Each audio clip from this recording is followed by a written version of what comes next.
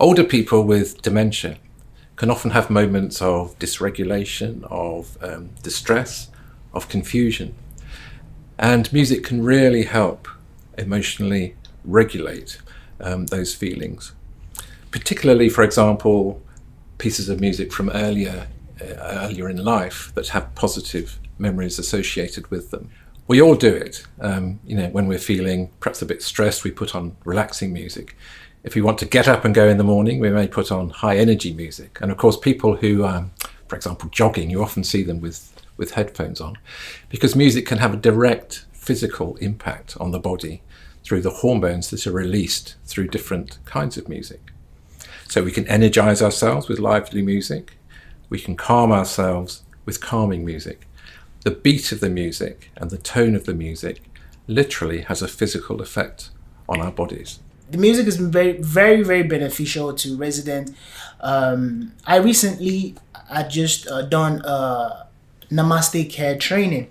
So this is a type of care where you tap more into the spiritual aspect of with the residents. It's a type of care where there's music involved, more like meditation music, and then there's more physical touch involved. For example, holding the hands of the resident and whilst they are listening to very calming music. I had a resident who was very agitated yesterday, and bear in mind, I just done this training a few days ago, and this resident was sat on the chair. I just brought out my phone, started playing some calming music, and I held his hands and just kept telling him, reassuring him that everything would be all right, that everything was fine. And someone who had been agitated for almost 45 minutes slept off in two minutes. Yes, he slept off in about 2 minutes.